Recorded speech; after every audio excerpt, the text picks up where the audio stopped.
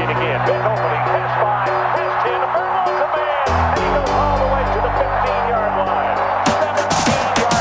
17 yards on the carry. Welcome back to the Believe in Badgers podcast on the Believe Podcast Network, presented by betonline.ag. Once again, I'm Matt Perkins, joined, as always, by Badger legend, the Hebrew Hammer himself, Matt Bernstein. Bernie, how are you doing today? Got a fullback on, man. This is a good day. It's a really big day. To be a Badger. It's a really big day. Bernie, I'm doing the intros today because I'll let you do it. We have, for my money, the two greatest fullbacks in the history of the University of Wisconsin and the two greatest number 45s in the history of the University of Wisconsin. We've got Alec Ingold back joining me and Bernie, and we couldn't do this without our unofficial, hopefully soonly official, third co-host, David Mormon. David, great to have you back as always. Alec, welcome. Boys, it's a pleasure. I think that number 45 thing, that's a big deal. I think there's like two fullback numbers. You're either 34 or you're a 45. And I was that freshman year, Demo and I were at the Jope Residence Hall. I'm rocking number 51 during training camp. And then that's not, that's a big greasy linebacker number. Definitely the last scholarship number that they gave out. And then it's like, okay, we can't use that as a fullback anymore. And it goes into 45, and it's like you got to start the tradition strong. Like you got to keep it going. And then you're done. It is what it is. You should have. And they gave you 51. I mean, I didn't. So the story behind that is actually pretty cool. Coach Chris' dad wore number 51. Okay. So like it's an ugly looking number, but it's a very meaningful number, and that's exactly how I play football. Very ugly, but very meaningful football. I actually completely disagree. I think your game is like very sexy as a fullback. So just take that how you want to take it. But dude, that's funny because I came in with 49 and I hated that number. I was like, this is the ugliest thing. And it's somehow 49 to me is cursed. So every time I see it, I'm very scared of it because everyone got hurt who wore it when they redshirted. And it just happened. I mean, I only hurt my foot. It wasn't anything terrible. But still, 49 had to get ejected very quickly. Bad juju. Speaking of sexy numbers, though, Demo, is it possible for an O-line number to be sexy? I think there's one sexy offensive line number, and that's it. I think 68 was pretty damn sexy, if I say so myself. I think I did it proud. Dude, it's funny. You mentioned the fullbacks at the beginning of the show, Matt. People forget. I played a little fullback in my day, my senior year. Large formation. Yeah, large. I mean, it's South Florida and Northwestern. I threw on 46. So I was close. I was in the 40 range.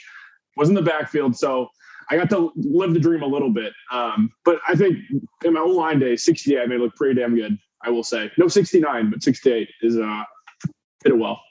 Now, I'm a big fan of 55 personally, but that's a different story for a different day. No matter what number you wear or what your lucky number is, though, you can make the most of that over at our sponsors at betonline.ag, where they remain your number one source for all of your online sports wagering needs. You name it, they've got it over there at BetOnline. So head on over to the website or use your mobile device to sign up today and receive your 50% welcome bonus with your first deposit using our promo code BELIEVE. That's BLEAV at BetOnline, where the game starts.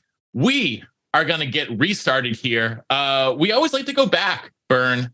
What do you always say? What's the first question you always ask? So we're going to ask it to Alec right now. Let's talk. Where did little Alec start playing football? Like, where did that come from? Wow. Where did it come from? I remember one day specifically, I'm in Green Bay, Wisconsin, running around. I'm 8 years old, schoolyard, junkyard dog type of dude on the playground. We're playing ball. I remember, so my parents got me a watch. Like they bought me a watch because I would never get home on time. Never, ever, ever. I was outside playing in the yard, wherever I was going. So they're like, all right, Alec, 6 o'clock, you got to get home. You got to get home. Dinner's on the table. Like, let's go. I'm like, yeah, okay. I got the watch. I'm going to be on time, whatever.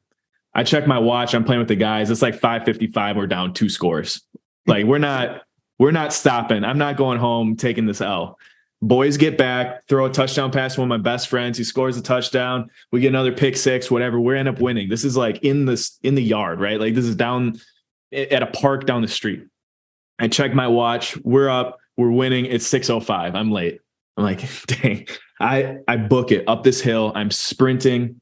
I'm going as fast as I can up this hill, trying to like make it back on time. Like I'm already late. I get up to the top of the hill. I see my dad on the front porch. I'm like, this is it. I'm toast, done. Dunzo, 8-year-old Alex walking up, like super embarrassed. Don't want to make eye contact. I remember he's sitting there. He's like, hey, you want to go play catch? I was like, what's going on here? Is this a trick question? Like what, like, I thought I was going to get in trouble. He wants to play catch in the front yard, whatever. So we start throwing the ball around and I start hearing these sounds like in the backyard. Like I couldn't really figure out what the sound was. I was like, Dad, what's going on over there? And so he brings me over to the corner yard. He puts me on his shoulders. And if I was really quiet and like I reached up as high as I could see stadium lights. He's like, that's the high school football field down the street, like a couple miles away. And I remember like at that moment was like, it was over with. That's when it was like, you're going to be a baller. You're going to play ball. You're going to do whatever it takes. You know, I could feel that energy from so far away. Friday night lights, Bayport, Wisconsin, Swamico, Wisconsin. Like little Alec fell in love with the game right then and right there. And I was willing to do anything, run through a brick wall, say whatever, fullback, quarterback, linebacker, whatever it was, kicker, punter. I was going to play it just to get on the field to be able to make some plays. So that was the moment where I fell in love with the game. Hands down, bar none. That's a great story, man. I mean, that's what whenever anyone asks me, it's like, I can close my eyes and I can remember that. And that's like training camp days, middle of August, 100 degrees, 100% humidity down here in South Florida. Like I'm going to close my eyes and think about that one just to get that extra juice to get through it. Like, dude, we're playing a game. We're playing the football game right now. Dude, I love that. So when do you put a helmet on then? Oh, I was 3rd, 4th grade, maybe. So right around that same time, I was about 8, 9, 10 years old. Pop Warner down the street, you know, playing ball. Pads way too big for you. Like you're running around. I mean, that's where I kind of fell in love with it, man. Nice. So walk us through your like high school progression. Like how did you get from high school? When did you know like football was going to be something you could take to a different level? And then we'll go into the why Wisconsin, but let's hit that first. So my freshman year of high school, I'm like 160 pounds. I cut weight in wrestling down to 155, 152 weight class. And then this next sophomore year of football. So I'm 155 pounds. This is January, February-ish. Fast forward about 6-7 months, I put on 40, 50 pounds of like that was the growth spurt. That was the moment where it's like, okay, this is real. You're 200 pounds now. You could play ball. You're a sophomore. You're starting on varsity. And that was kind of that jump start into, you know, let's play some real ball. And that's when you kind of get invested in the weight room. That sophomore year, you have a good year, turns into a junior year where you're a starter now, all conference, all region. And then that senior year is when you really turn up. And that's where state player of the year, the offers come in really late. You get to meet the handsome David Mormon on an official visit, the Craig Howes of the world. So yeah, that's kind of how my progression really started. But that growth spurt, that freshman, sophomore year, that's when it really got real. Dude, okay. Sorry. Go ahead. No, go for it. I just want to know. I was going to say, David, share those interesting first meetings, like what was going through. Because the weirdest thing, and this is so bizarre, but Jake Wood sent an email because this is all we had. You know, Jake Wood, the Team Rubicon, like big, you know, ESPN all over the place. Sent a freaking email with everyone's email who was going to be going to Wisconsin saying, hey, guys, just introducing myself. And at that point, like on AOL, I don't know what to do with that. Like, I don't even know what the reply all was. So it was just so interesting because that's my first, like, hey, getting to know the dudes, if that makes sense. So wait, David, answer your question because I'm really interested.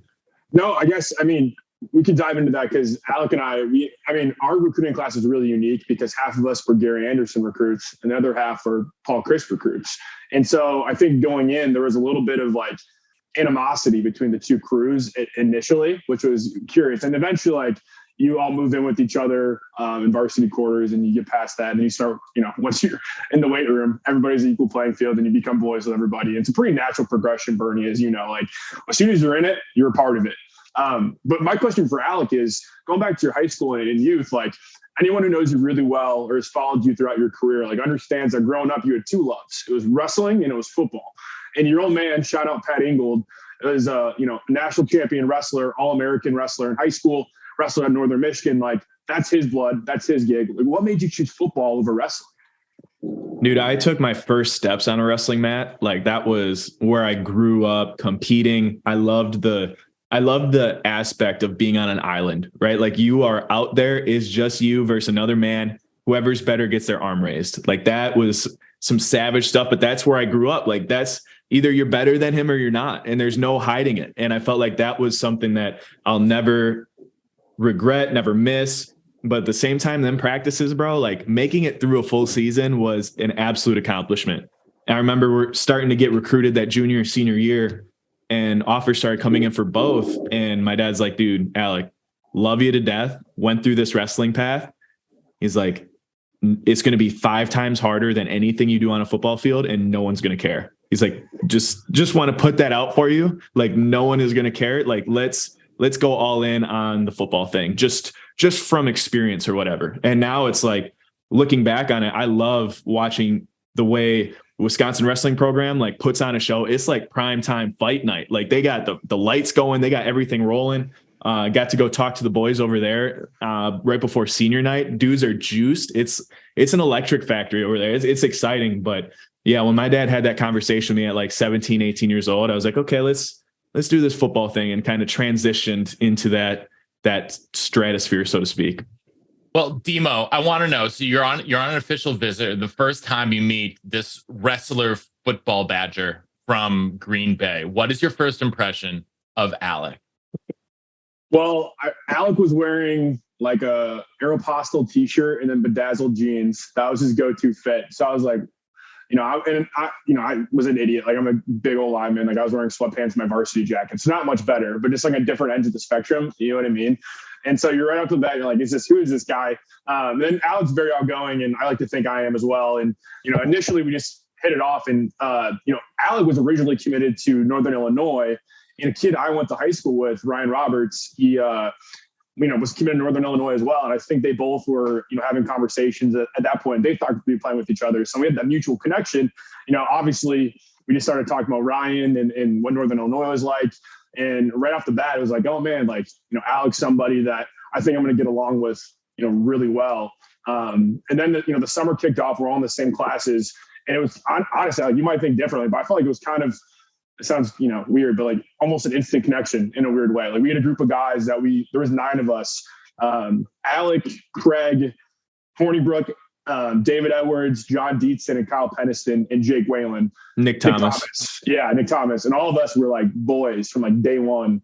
In our first 2 years before people, started getting draft status, or, before people got hurt and transferred or stopped playing, the first 2 years, like, all of us were like, did everything together, like thick as thieves. Yeah, and it was just honestly instant connection with all those guys right off the bat. Yeah, David was on that spectrum of like sweatpants and varsity jacket, whatever he talks about. I had the bedazzled jeans. There's records of it. Okay, it was there.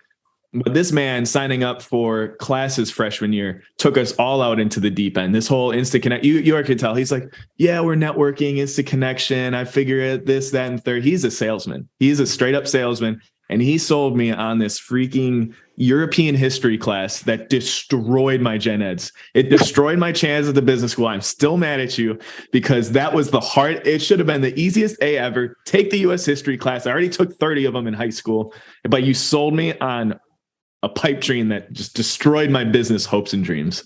That class was awesome. I don't know what you're talking about. Like, no, it was awesome for you and nobody else, and you know it. I had one class that destroyed me, and that was the African Storyteller with Harold Shoyd. That class absolutely that's the only D I've ever had in my life, was that class. Rocks for jocks, got a D. It's almost impossible, but literally I got a D. That one in Atmosphere and Oceanic Sciences also came from the top rope and just absolutely destroyed. Dude, I took that one. I actually did well in that class because the tutor and I did the homework together because I couldn't understand anything about it. Our tutor couldn't do the homework. Owen Daniels sold me on that one. He's like, oh, I love the weather. I'm like, yeah, it's cool. And then at Well, he's a freaking Circuit meteorologist. Of course he loves the weather. Yeah, but I didn't know he was like that invested in it. That's what I'm talking about. David's like, hey, this European history class.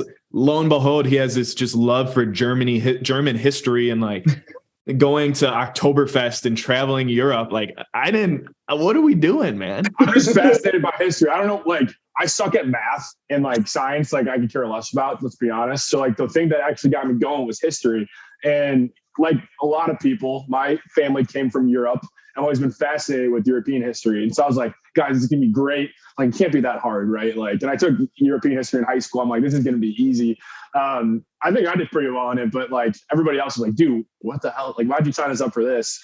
Ended up, we all passed. Okay. No one failed. It just might've hurt your GPA when you could have boosted a little bit more. It's funny talking about classes though, because Alec brought up at the start, like he came in as a linebacker, right? More of an athlete, but they put him in linebacker. All training camp, that first camp, I broke my foot. I wasn't doing anything. I was just watching from the side. But, being able to watch practice and not really like worry too much about, playing and getting those reps, I would just watch all the freshmen and see what they were doing. And Alec was balling out at linebacker. I think he was on the scout team getting, 13 reps, but all of a sudden he slowly boosted up. And next thing you know, he's getting second team and first team reps at inside linebacker. And I remember we had a scrimmage and Alec picked off Joel Stave, took it to the house for a pick six. At that moment, it was like, oh, dude, this guy is like legit has a chance to play on defense, right? Fast forward the rest of the camp. I think we got, a couple guys got healthy, some upperclassmen. And in Coach Chris, if there is a young player and an older player who are at similar talent levels, he always tended to go a little bit more towards the older guys because they paid their dues. And I've always respected him for that. But, Alec's on the scout team with all of us on defense. And we were walking the big bands class. Alec, remember what week was that? That was going into the Hawaii game. Was that like week 2 or 3? That was week 2 against Troy. It was second week. Yeah. Yeah. Week 2, Alec and I, so we would go from European history. We'd go stop at that Subway underneath the bookstore right there on State Street. And then we'd like pick up our subs and we'd go to the music building where we went to big bands, which like I think every athlete has probably been in big bands at some point in their time at Wisconsin. And he goes, dude, I got to tell you something. Oh no, he was late. He was late to class.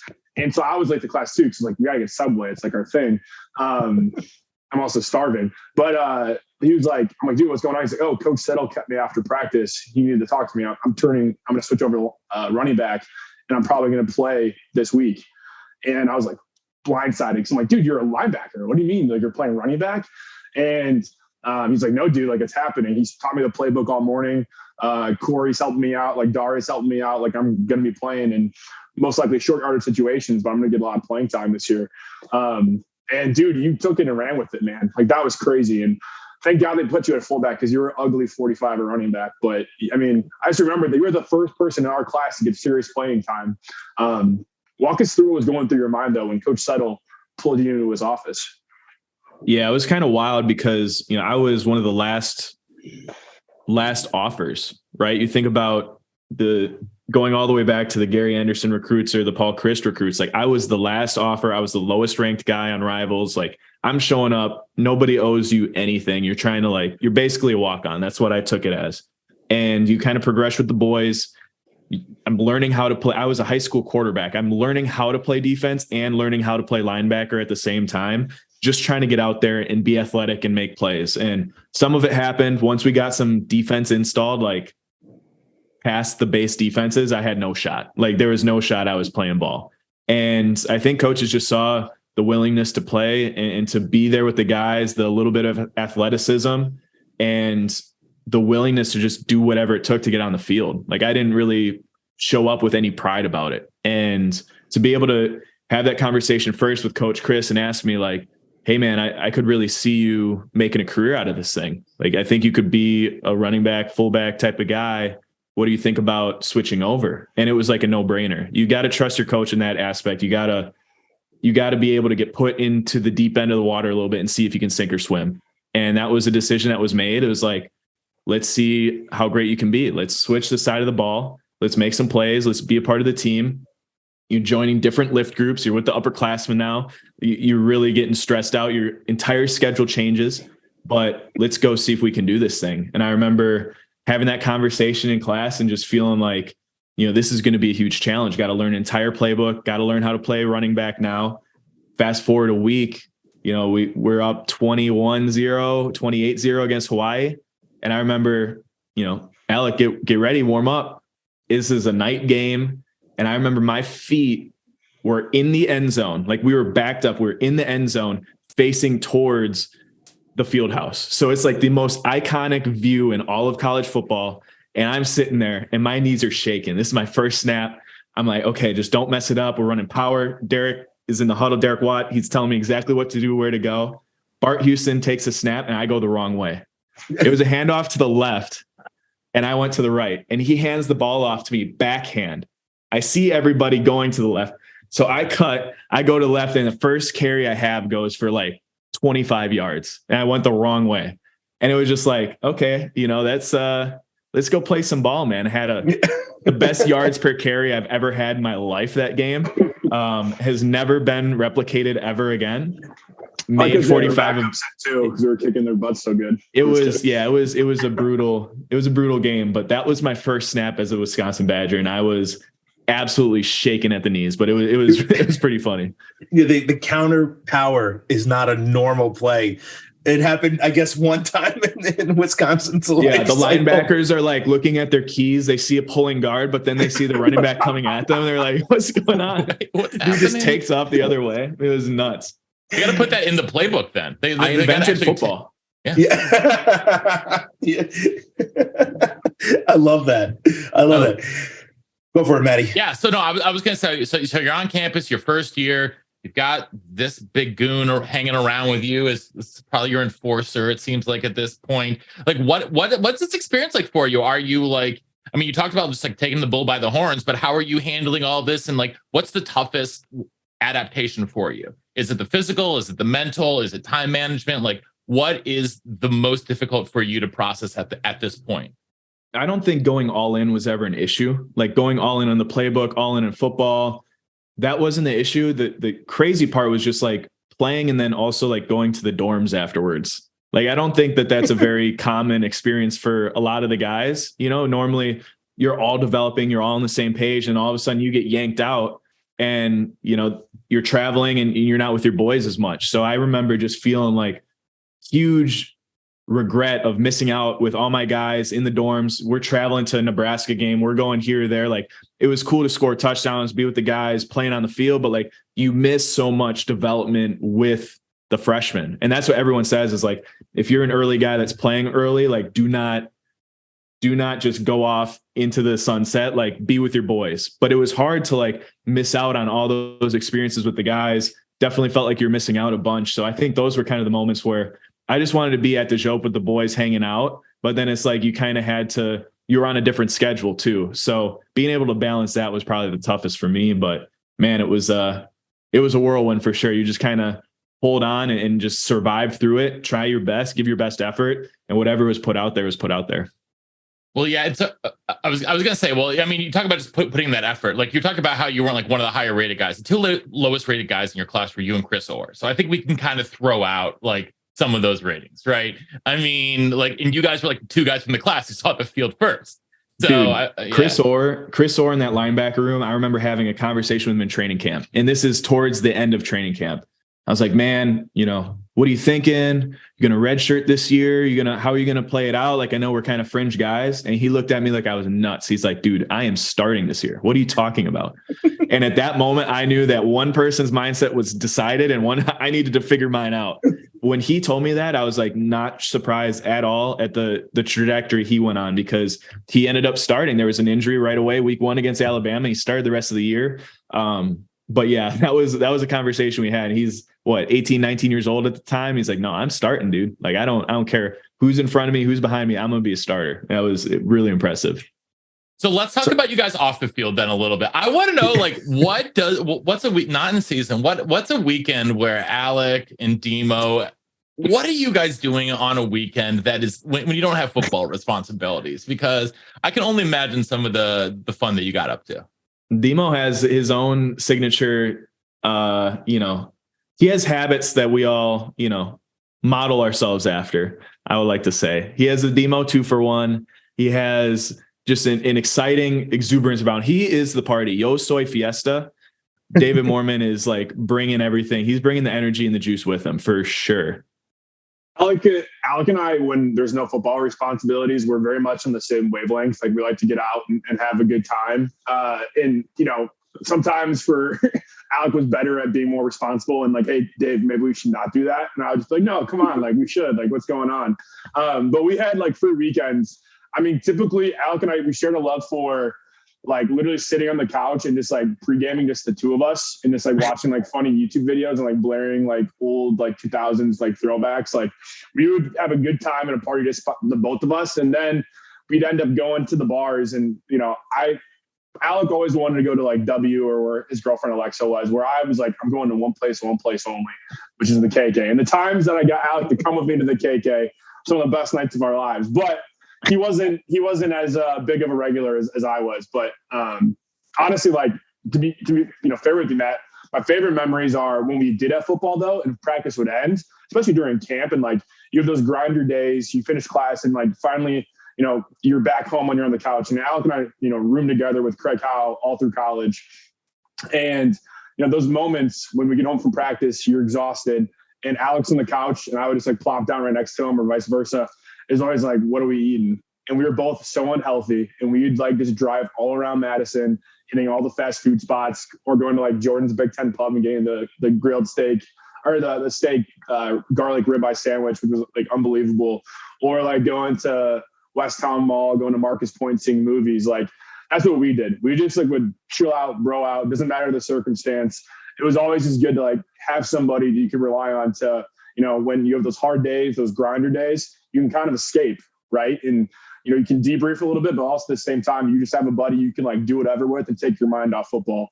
I think that's probably what most of our friendship revolves around, is just like not taking life seriously and just like. Dude, I'm going to cry. Dude, what car were you repping? Was it the Mercury? I had Dude, our cars were janky as a hell. You had that Mercury. I had the 05 rusted out Pathfinder. Yep, I had the 03 Mercury Sable and the gold. Yep, the Sable, yeah. And we could roll anywhere, anytime, just a couple thieves in the night. Just it was movies, it was bad food, honestly. It was not good for you. Good. We weren't getting poke bowls or anything like that. But no, that was a big thing. And then it was also 2K. A lot of 2K, a lot of Call of Duty. We were able to kind of, I mean, you guys know David. He's a diverse guy. He's got a lot of interests. He brings interest anywhere he goes. So it was a Rolodex, man. And Alec was always along for the ride, which is the best part. He would like actually do things. I'd be like, Alec, I'm going to go do this. Do you want to come? And he'd be like, sure. I'm like, might as well. What am I going to do? So we bonded on that. Yeah, man. It was, I think it's, you know, you guys probably know this. It's great to have those people in your life that you can, you know, if you need real level advice, they're the first person you call because they know you better than, you know, most people do. And you can just like relate. And somebody like Alec too, so motivated. He's so on top of his stuff. And he's had so much success. And he really just has a drive that, you know, I haven't met anybody like him who has a similar drive. To have somebody like that in your corner that you can count on, it's pretty special. Any like outrageous nights that you guys had or anything? Oh, yeah. Doesn't even have to be like completely whacked out. It could be, I don't know, you saw a movie and then something happened. I don't know. I think some of the craziest parts, I don't know if David's going to say the same thing, probably not, but like the traditions that you have as a family are always important, right? So like Thanksgiving is always right around the Minnesota football game. And I have family 2.5 hours away. Like Demo would come up with me to Green Bay. We'll play our Turkey Bowl, the game that's been going on for like years, decades. And David's out there just throwing stiff arms, like hitting like our cousins trying to, you know, dive for catches. Like we're doing all that, man. So like we had different little quirks about what we did all the time. No, definitely. Like those are great memories. Like going to hang out with his family, it was great. And then like, you know, when even now to this day, like our families are really close. When our families get together, you know, it's almost like an extension, right? And we have great memories. And, you know, some of my favorite times are our first house after the dorms. after, our sophomore year, would everybody just would come over after games, and we lived right across the street from the stadium. So it was always an electric atmosphere. 45 Lathrop Street will always go down as an unbelievable place. But number honestly, 45 at 45 Lathrop. I mean, come on. Special, man. It was like it's meant to be. But my favorite night, I don't know if Alec wants me sharing the story, is Bernie, after the bowl game, once you're done playing, you think it's this thing where, okay, thanks for everything you've done, go in peace, serve the Lord type thing. But no, it's, you finish playing and then you're on your own, man. All right, how are you getting home from here? And Alec, position, he's going to go train and get ready for the draft and the process. So, we have a great night after the Pinstripe Bowl. Alec and I are all in town in New York, having some good memories. But the next day, Alec's gone, right? And I go home for winter break. I come back for winter workouts. 2 months go by. Alec's going through the pre-draft process in Nashville. We're texting, but you just, our lives are in different paths now. But during those, we've already talked about how we were eating like crap majority of our time, having a lot of fun. Alec trains in Nashville. It's the first time in his life he has a strict diet. He's following rules. He's being really responsible, and like he should do, right? He's training for the next level. He goes through the combine. He crushes it. Well, first of all, he goes to the Senior Bowl, destroys the Senior Bowl. He gets the Gruden Raider sticker. He's the man of the Senior Bowl. Then he goes to the combine. He dominates. Only fullback who was invited to the combine that year. Yeah. And he balls out at the combine. After the combine ends, he has a 2-week break before he starts training for visits at the teams, and he goes back. But he comes home on a Tuesday night, and Craig and I are on a couch. Alexa, Alec's girlfriend, she was still in Wisconsin. She's one of my great friends, one of me and Craig's great friends. She was over. We knew Alec's coming by. We're writing our papers. We're all in class together. Alec comes, he walks in. He's like, guys, stop what you're doing. We're partying. So next thing you know, we all put our laptops down. We turn on music. We just bring out a bottle of booze or whatever. And next thing you know, the four of us are just having a dance party in our house. And my grandpa, when he came to moved to one of our houses, he gave us a bunch of old wooden foldable chairs. Next thing you know, Alec is destroying these foldable chairs, throwing them around our apartment, stomping on them, because we're just so pumped to see him. And he's doing it, man. He's doing the thing, living the dream. He's crushed everything he set out to do up until this point. And that was just a hilarious night. And I still have Snapchat videos that pop up once a year from that night. And it's always a fun memory to have. Social media was not there when I was there, thank God, or else it would have been bad news. There's bad news, dude. First off, how easy is it for you guys to just start partying? Oh yeah, let's crush it. You're papers down. I'll do it tomorrow. That was not. I feel like it was just such a special moment. It was always planned, premeditated. When can we do this? When can we not? That type of thing. And it was just one of those nights that didn't have any plans, and it was spur of the moment. I think that's what made it so special. You're just going through your normal routine, probably popping on Game of Thrones at some point. That was kind of the thing at that time. And no, it was a special moment. You get to celebrate something with your people that you haven't seen for months on end, that you're used to seeing every single day. I think that's what made it so special, was the one-off of it. The amount of randomness and let's just have fun and enjoy each other. I love it. Many nights sitting on the couch doing inappropriate things, with 2 people. So I definitely can feel that. As you guys speak, it just brings me back. Although 10 years earlier, it's just oh man, we used to do that. It's just so fun to hear that kind of the culture, the tradition, the experience is similar, because I literally thought my experience was the best. We'll transition out of booze and going crazy into, Alec, I want to hear, and I've had this question since you mentioned it.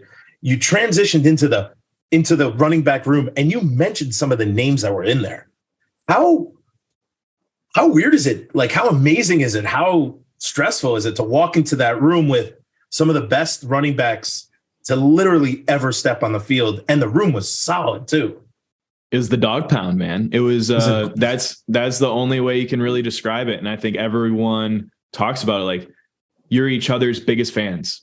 Anytime that you step on the field, you know how much has been sacrificed to get to that point, the amount of competition you've been through.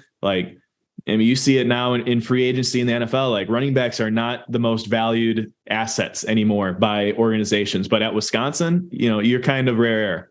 And for those guys to put in that discipline, the amount of work, the amount of extra gassers, whatever it took to be able to get onto the field, like, it's a wrap. You cheer for those guys so hard. The competition level is so high that once you crack through, like, then you're off to the races.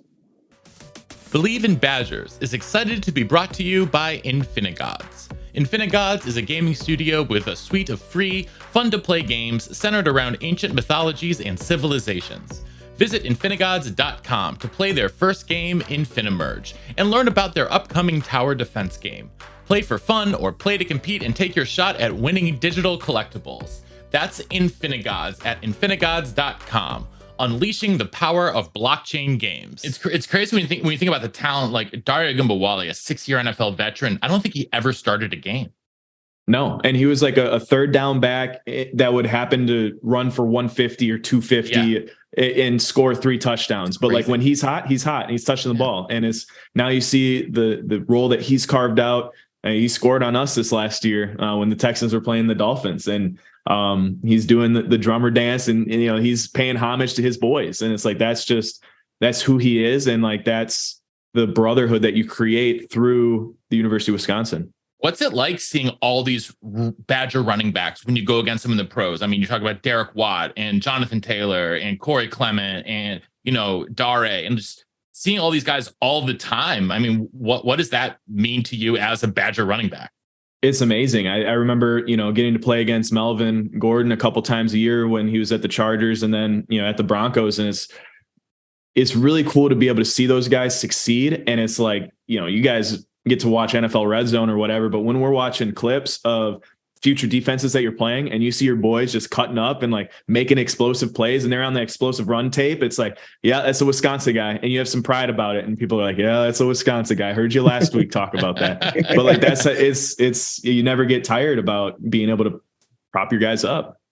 For sure. Well, I know we're about to lose Demo here because he has to go take a work call, but Demo, we're going to give you your last question or statement here for Alec before you have to go handle business. No, guys, thanks for having me on. It's always a pleasure to hop on. Bernie, it's nice to co-host with you this time. I filled in your shoes. Hopefully I did it well. Did you proud. But no, Matt, better than I could do it. I'm about to get fired here. Oh, dude, no way. There's only one Matt Bernstein, dude. But no, Thank God. I love the interviews. Like, thanks for having me on.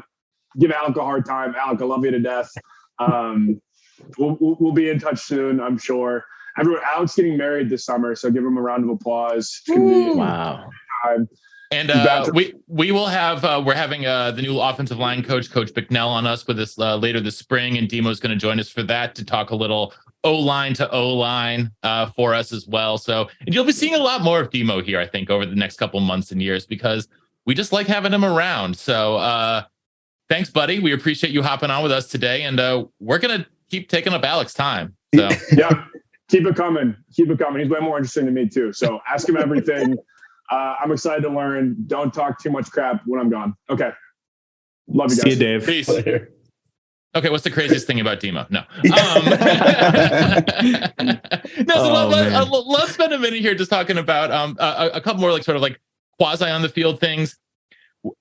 You get to Wisconsin, you're starting fullback like, pretty early on. And what is, once you've like established yourself like as the guy, how did you step into that leadership role, and how was that difficult for you to become a team leader at a pretty young age? You're talking in college? Yeah. I think everyone leads by their own methods, right? Like as long as you're a genuine leader, authentic leader, I feel like people follow that. So I was definitely lead by example guy, wanted to pay my dues, wanted to work hard, did not want to step out of bounds anywhere. Like, I just want to make sure that I gained my respect before I ever brought anything up in a team meeting, in a group meeting. So that's kind of definitely a quieter side of things. And man, I think it's all about your preparation in your work. Like, that's something I definitely believe in. If you're showing up early on time, if you're staying late, like, you have the opportunity to step into that leadership role because you've been doing it, because you've been putting in the work, you've been making plays. And then that's kind of how you pay your dues, so to speak, not being patient, but like, biding your time so that when it's time to speak, you have the Rolodex of, hey, I've been here, there, and this, that, and the third. All right, now let's go play some ball together. And I feel like that's something that has been pretty woven into the culture at Wisconsin, especially when I was there, and I loved that aspect of it. And I'm assuming that's the same as when you took the next level in the NFL, just being a lunchbox guy. Yeah, I think you kind of take all the lessons that you've learned and you're ready to apply them. So, my third year in the league, getting named a team captain, that's, you're a younger guy in the league, but you're a leader of men now. And to be able to kind of wear that cap is one of the biggest responsibilities. One of the greatest honors I've ever had is wearing that C on my chest. But man, there's a lot of responsibility that comes with that, and to be accountable and to do all the little things right and to live in those margins and have solid character, someone that guys can trust and count on. Like, that's some of the biggest, for someone to trust you, like, that is one of the biggest honors that you can honestly ever wear. And to be able to have that at the highest level, and then again, as a college athlete, like, that's something where you build brotherhoods forever. And those are the people that are in the room. That's how guys remember how you made them feel. And I feel like those moments that you can't even describe, I think those are all the moments that we're all chasing. So talk about that brotherhood and bond, especially as it pertains to the Wisconsin locker room, because, we're fortunate enough to have talked to tons and tons of guys who have played, and every single person has told us that there's something unique and special about the bond within the Badgers locker room. What was that? Describe that for you. I think it's cool that nobody really goes in the locker room, right, outside the players, and you spend the most time. It's your second home, and to see guys at all times, at all hours of the night, getting in the tubs if they're sore, being able to go in a sauna, steam room, whatever it is, like, you gain a lot of respect by just seeing the way that people work and the way that people prepare, the blood, sweat, and tears that go from January all the way to September, all of that preparation. And then even Sunday through Friday, the preparation to get onto the field at Camp Randall, right? Like, that is the sacrifice that everyone kind of sees behind the scenes, and you gain respect for the guys that showing up early, staying late, being a good human being first and foremost. And that's where it's a dime a dozen in that locker room, is they recruit guys that are good human beings, that care about one another, that have an identity and culture that they're willing to stand on. And I think that's what's really special about the W. I think anytime you put that helmet on for a few hours, like, it binds you. It doesn't matter what the last name is, like, that helmet, that W, you put it up for kickoff, like, that's what binds guys together to be on a mission for however long it takes till the clock's hit 000. Was there a guy when you first got there whose work ethic you talk about like that, that was like, wow, like, this is like what I want to model myself after?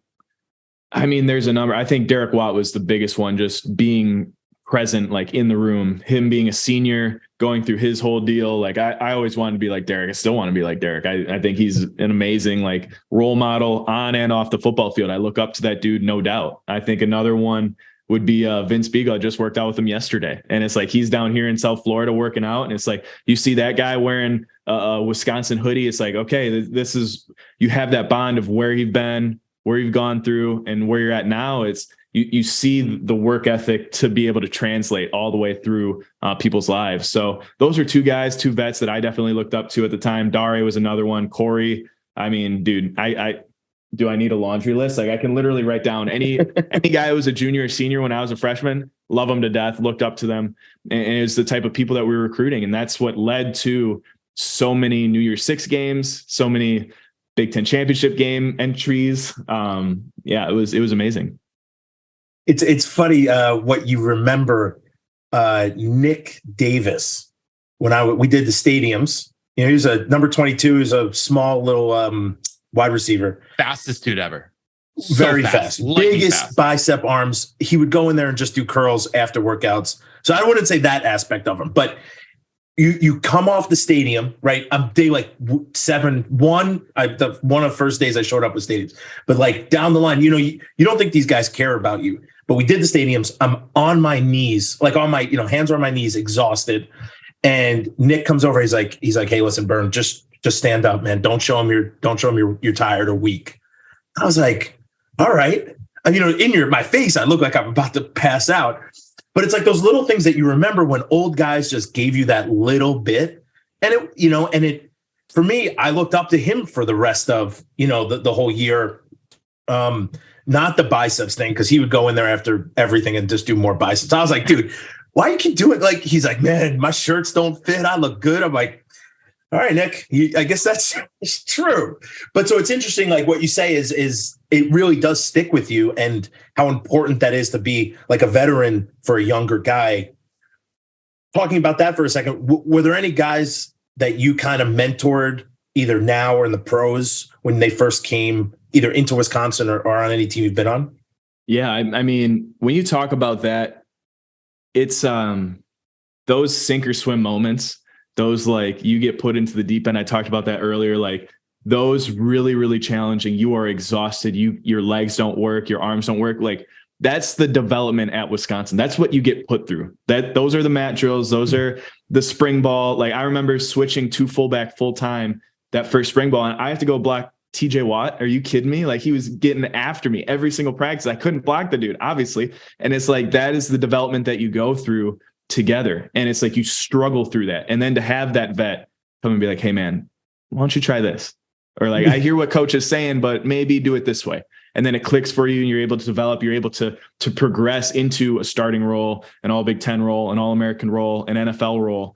I think those are the moments and people really bond over those struggles and those moments, like you said, running stadiums. And I just had PTSD when you're talking about those games. Like my thighs started like quivering as soon as you talked about it. But I think being able to carry that torch, Mason Stockey obviously was one guy, John Chanel, the fullbacks after me, trying to just give them anything I could, free game, like pick my brain, be able to be a resource the same way Derek was a resource for me. And I think that's just kind of the tradition that makes things so strong at Wisconsin. It's not a competition, man. We're all getting better together, and that product is going to develop because we're willing to all grow together. Well, I want to talk. Growth is actually the perfect sort of transition we have here, because you are now a published author. Congratulations, Alec. Throw that on the accolades too.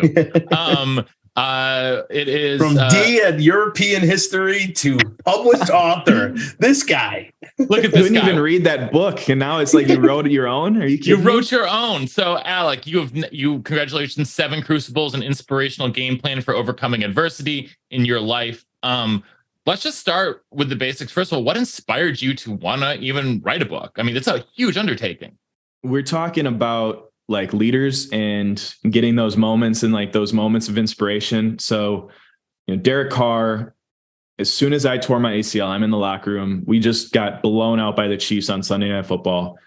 And he's like, listen, man, I've been through what you've been through. Went through it, had my own season-ending injury, broke that ankle.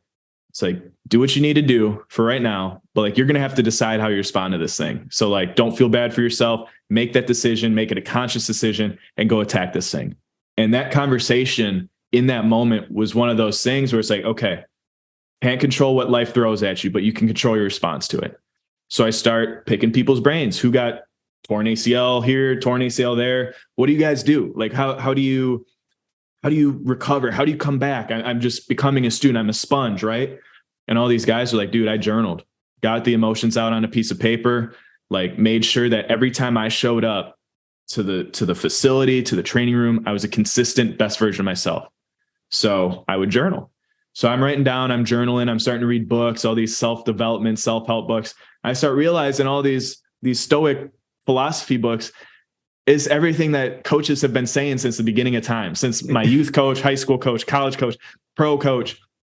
Adversity is opportunity is literally a team rule. Like, I'm like, what's going on here? I start seeing these themes. I start writing and journaling about it. I'm like, dude, I know the answers to this test. I know how to get back to the game that I love. So why don't I pay it forward? Why don't I use this as a silver lining? Why don't I turn these journal entries, start audio filing it away, start talking it out, 15 minutes of work there, 15 minutes of work back. And let's transcribe that and turn it into a manuscript and see if we can make a book to help the next athlete that tears their ACL, that has a season-ending injury, that's going through tough coaching, that doesn't see the light at the end of the tunnel, and give them a tangible game plan to be able to come back, to be able to overcome that adversity, to be able to thrive and grow through it. Because my goal, that decision that I made after Derek Carr says, I want to be a better fullback after this ACL than before. And like, I want to stamp that. I have 2 follow-ups.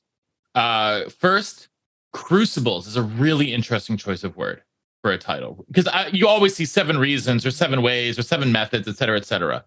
Why Crucibles? And then secondly, everything I've ever heard about Derek Carr is that he is on a different level when it comes to good people and good human beings. I want a little bit more of your experience with Derek Carr, because he's someone that I am, even from afar. Because the Jets just messed this whole thing up. Is that what you're saying? No, it's nothing to do with the Jets. We're not going there. Sorry. We're not going there. Listen, Aaron Rodgers is holding us hostage. I know we're on a tangible here, and I'm very upset about this, if you couldn't tell. He's the new GM of the Jets, if you didn't know. Unbelievable. It's the most leverage a player's ever had. He's breaking barriers. Dude, Randall Cobb is like 500 years old. Mercedes Lewis, that's who you want? We have Conklin. He's not so bad. I can go. Wait, let's not go down here. Sorry, Matt, to cut you off, but you brought it up. 2 things. A, Crucibles. B, Derek Carr. Go. Crucible is definitely religious undertones. Like, that's written in the book, the Bible, multiple times. And I felt like the way Bernie was just talking about a crucible being those stadiums, like that was a crucible. That was a moment where it took everything out of you, where you have to respond. How are you going to respond? By not showing coaches that you're tired, right? And that was that little nugget that a veteran gave young 45 to be able to get through that moment. So there is 7 moments that I reflected in my life that I felt like it took everything out of me, emotionally, mentally, physically, spiritually. So I'm going to write about it. I'm going to write about how I succeeded through it or how I failed about it. And then let's take that lesson and give that nugget to the next person that's going through whatever they're going through. Right. So that's what a crucible is. It's not a test. It's not a Scantron. It's not a multiple choice. It's not a European history test. This is something that's going to take everything out of you, every ounce of strain that you got, every ounce of grit that you got. And it's going to introduce you to who you are. It's not going to tell you like what you're doing. It's going to describe how you do it, why you do it, what you're all about. And I feel like that's what a crucible is. And I feel like that's why it's so powerful. So I didn't want to say 7 tips, 7 reasons why. Like, no, it makes it stand powerful. Out too. To me, it makes it stand out. Yeah, no, it's definitely powerful for sure. Yeah. Now, listen, the passion you got for just talking about it is getting me fired up. I know. It's my life, man. It's what I lived through. And I think that's what makes it so raw and genuine and real and authentic, is like, I was writing this before I came back saying, this is how success is going to look like. I don't know what it's going to look like, but it's going to turn out successful because I'm going to follow this playbook. So, I mean, I finished writing that thing July. I hadn't touched a football yet. I hadn't touched the field yet. I'm still, I'm not even in training camp yet. And it was done, written out.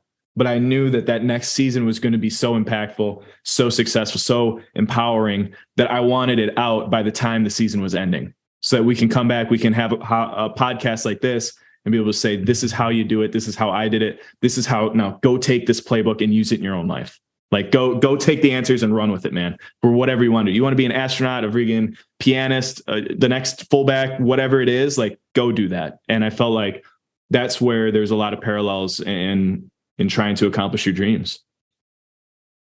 Matt, you asked about Derek Carr, but you say you want to be the next fullback. It's going to be tough at Wisconsin. That's what we're hearing. What's your thoughts? First off, thoughts on like the entire, I know we're going a different way, but thoughts on your entire, I'm like on a roller coaster ride, up and down, up and down. I'm happy where we are, but talk about like your experience through this.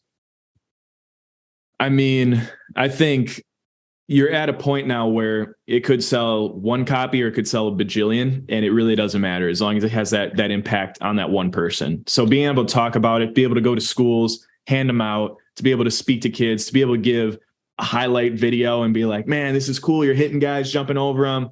Yeah, but listen, this is what it takes to get there. And this is how we relate, through the pain, through the adversity, through the struggle.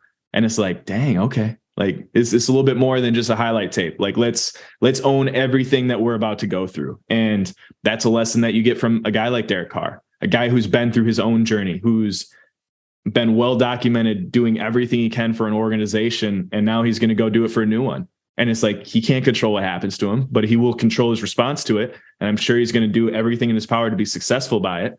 And it's like, that's where it's really cool to see A lot of guys develop that way to be a part of brotherhoods at Wisconsin in the NFL and just kind of share in those moments, and then hopefully use that platform for some sort of good, some sort of purpose, so that it's bigger than just yourself. Beautiful. Absolutely beautiful. I think it's so wonderful, and it's such a wonderful mission. And I think it's really important for, I shouldn't say important. I think that it's really wonderful that you're like giving back and giving this advice back. And because I know that, especially with, just the way that you've talked about it, it sounds very like applicable to even someone like me who, dropped his pads after a senior year of high school kind of thing. Right. But I want to shift here quickly as we close up, though. Playing in Miami, you've now got a couple other badges with you. You played with AVG, you played with Vince. What's that been like to team up with guys that, are also Wisconsin in South Florida? How has that experience been like for you guys? We can bond over hating the 100-degree training camp weather. We can bond over sweating ridiculous amounts, copious amounts of sweat because of how hot it is down here.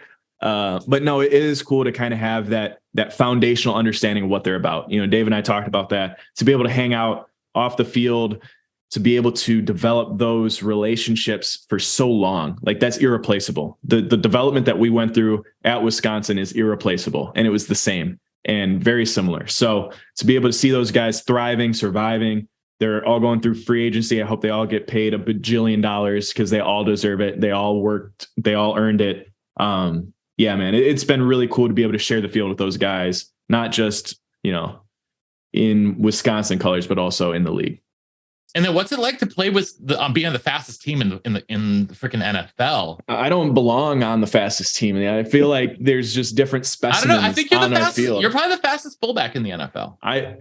So yes, but then you just watch Tyreek Hill run, and then you're like, no, we're not the same. His acceleration, deceleration is unreal. Him and Jalen Waddle race each other off their get off the ball speed. And it's like, I'm trying to run as fast as I can, and they're just zooming right past me like nothing. Well, and then you can't even forget about Raheem Mostert either, who's also it's Raheem, Jeff Wilson, both those guys behind me, they're burners. And it's like, you cannot hesitate for a single second. I think that's why they send me in so much pre-snap motion, because like, I just need the running start to get going so I can get in front of these guys. It's really fun to be on, really explosive.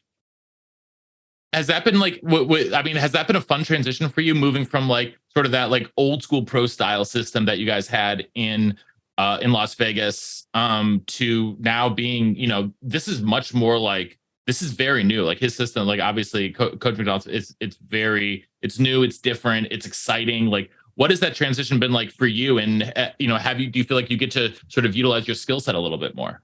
Yeah, I think football is football, right? So like, the concepts really stay the same, but the way that it's taught, the way that it's manipulated, the way that you manipulate the defense in different ways from different concepts, from different foundations, I think that's what's really cool, to have both of those understandings, the West Coast and then the Shanahan tree. Like, you're able to kind of blend it, right? You're able to understand when you need to be physical, when you need to really drop the pads, when you can really just position block, and to be able to have a foundational understanding of like, learning concepts in football, just being football from a different lens, kind of helps you blend that and really bring things to life, so that it's fresh, it's new. You can be a student of the game. You can learn a whole new language, but then you can bring your own fingerprint onto it, if that makes sense. Yeah, absolutely. That's awesome, man. Well, I think that's actually the perfect place for us to wrap up here today. Make sure to go out, support a local bookstore and buy and buy Alec's book if at all possible. But you know what? If you need to get it on Amazon, get it on Amazon. I have it on Kindle, so I really shouldn't talk. But nonetheless, get out there and buy Alec's book. Follow Alec on the social medias. And Alec, even though he's a Jets fan and I'm a Bills fan, we can both say that we're rooting for you and the Dolphins as long as they're not playing our teams. So, and we can still root for you. I still root for you when you play the Jets. Listen, I'll root for you when you play the Bills. Absolutely. Absolutely. But at this point, I don't know what I'm a fan of anymore. I was so for Carr coming and so against Rodgers coming. And now I'm feeling for the first time in 40 years, who am I going to cheer for? I don't know. we'll recruit you. Let me give you a little one pager of why you should cheer for the Dolphins. It starts with Jalen Ramsey, I think. But we're just gonna keep developing it. We'll massage it out. You'll be a Dolphins fan in no time. It's gonna be okay. We'll make it work. The Miami Dolphins also have the best NFL team fight song. Do you know the Miami Dolphins NFL team fight song? Have you ever heard it, Bernie? No. It's electric when it's kind of like it goes to the tune of like the roll out the barrel song type of deal with like at a Packer game or whatever, but it's the Miami Dolphins and it's like people are happy. You just scored a touchdown. We're about to keep it rolling. Yeah, it's awesome. Miami has the Dolphins, the greatest ever seen. They run the ball from goal. Yeah, it's great. It's a cheery song. It is. It's very fun. It's very fun. So, Alec, we wish you nothing but the best. Thank you so much for being generous with your time with us here today. Go out and buy the book, and we really appreciate it. Thanks for tuning into the Believe in Badgers podcast on the Believe Podcast Network, presented by BetOnline.ag and Infinigods. And until next time, on Wisconsin. On Wisconsin. Let's go. Yo, Alec, you're the best, man. Thank you. This is awesome, dude.